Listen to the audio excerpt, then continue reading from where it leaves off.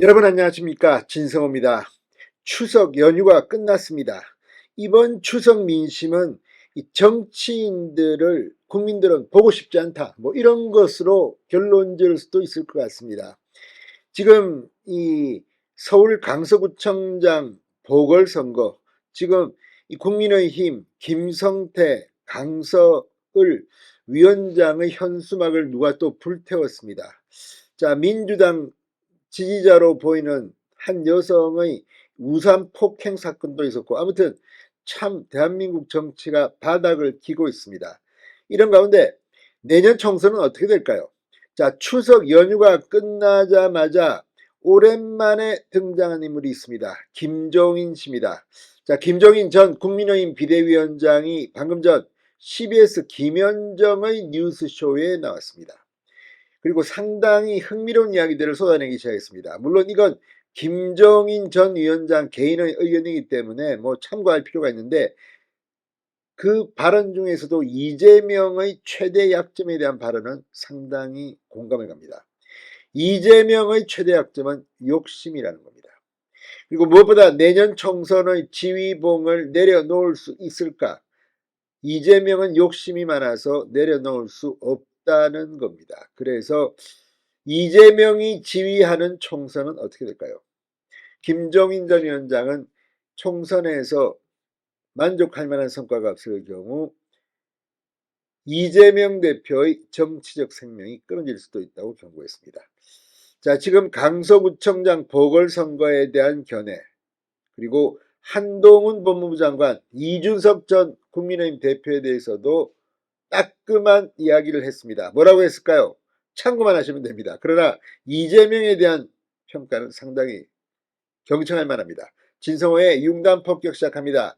더불어민주당을 융단 폭격합니다. 방송에 앞서 아직 진성호 방송에 구독자가 아니신 분은 붉은색 구독 버튼 눌러주십시오. 더 좋은 방송으로 보답하겠습니다. 김종인 전 위원장은 CBS에 나와서 이 이재명 대표의 최대 약점을 아주 효과적으로 지적했습니다. 바로 욕심이라는 겁니다. 자, 김종인 전 위원장, 이 내년 총선에 대한 전망에 대해서 국민의힘도 민주당도 현재로서는 뭐 주도권 이런 게 없다는 점을 분명히 했습니다. 민주당 이재명 대표의 구속영장이 기각돼서 뭐 야당으로 헤게모니가 넘어간 것처럼 이야기하는 사람들이 있는데 이건 아니라는 겁니다.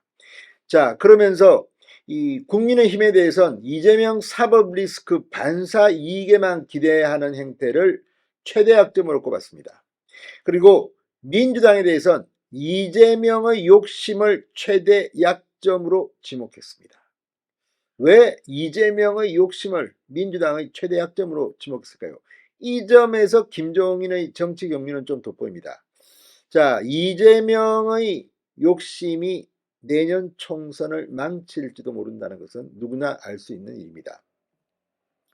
자, 김종인 전 위원장은 지금서부터 두 당이 내년도 총선을 가지고 해서 어떻게 자기 나름대로의 전략 전술을 갖다가 구사하느냐, 거기에 달려있다.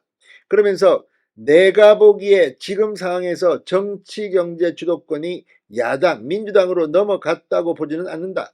근데 여당이 예를 들어서 내년도 선거를 앞두고 보다 좀 전략적으로 좀 새로운 모습을 갖춰야 될 텐데 여당도 그런 모습을 갖다 보이지 않고 있다고 양쪽을 다 비판했습니다. 그러면서 이 이재명 대표의 총선 지위에 대해서 상당한 의문을 제기했습니다.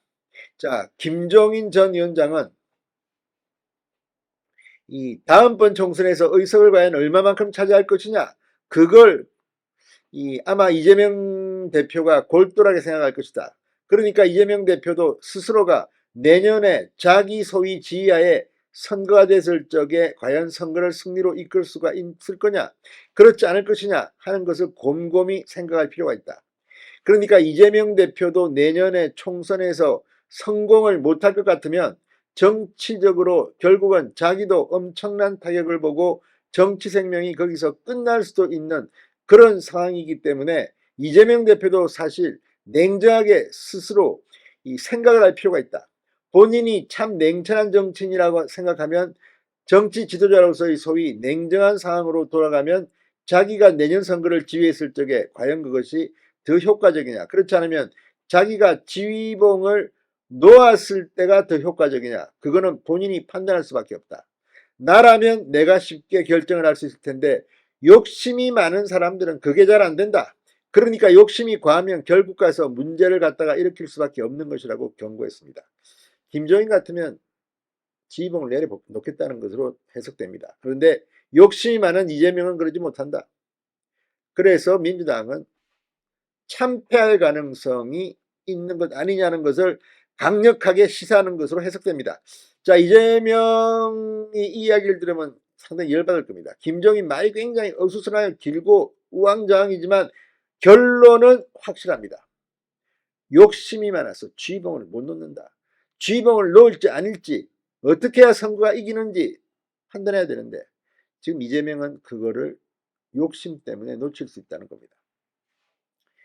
자, 그러면서 이 이재명 대표가 윤석열 대통령에게 영수회담을 제안한 데 대해서도 아주 비판을 했습니다. 냉소적입니다. 과거서부터 야당 대표가 자꾸 영수회담을 하자는 것은 뭐가 어떻게 야당이 끌리는 데가 있지 않고는 그런 짓을 할 수가 없다. 꿀리는 데가 있지 않고는 할 수가 없다. 야당이 꿀린다는 겁니다. 야당이 영수회담 해가지고 얻을 수 있는 게 뭐가 있냐. 과거에 우리나라의 영수회담이라는 걸 보면 박정희 대통령 시절 갔을 때는 야당이 정권을 잡을 수 있는 상황이 전혀 없기 때문에 가서 뭐라도 하나 얻을 수 있을까 해서 영수회담 같은 것을 했는데 지금이야 뭐 소위 5년마다 정권 교체를 할 수 있는 이런 상황이 있는데 굳이 야당이 대통령을 만나가지고서 뭐 특별히 할 이야기가 없다 이렇게 덧붙였습니다. 자, 한동훈 장관이 이재명 영장 발부 실패로 타격을 받을 수 있을 것인가. 여기 대해서는 한동훈 장관이 이걸로 인해 큰 결정적인 타격을 입었다고 난 보지 않는다고 말했습니다. 한동훈 선대본부장설에 대해서는 한동훈 장관이 선대본부장이 된다고 그래서 선거 결과에 크게 영향을 미치지 못할 것이다. 각 지역에 있는 유권자들이 무슨 선대본부장 얼굴 보고 투표하거나 그러지는 않는다고 말했습니다. 한동훈 장관 본인이 욕심이 앞으로 정치인으로서 크게 부각이 되고 싶은 생각이 있으면 결국은 국회에 출마할 수밖에 없을 것이라고 예상했습니다. 이준석 전 대표에 대해서는 아직도 우리 이준석 대표가 국민의힘에 대한 미련을 못 버리고 있는 것 같아 이준석 대표는 지금 사실은 내년도 총선과 관련해서 지금쯤은 자기 나름대로의 결심을 해야 할 단계가 아닌가 이렇게 결단을 주문했습니다. 자, 아무튼 지금 김종인 전 위원장의 말, 이재명 대표의 욕심, 그래서 이번에 영장이 기각되고 이재명이 주구장창 계속 대표를 한다. 또 재판받다가 법정 구속돼서 옥중 결재, 옥중 공천을 한다.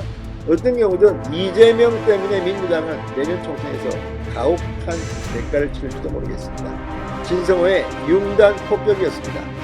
여러분 감사합니다.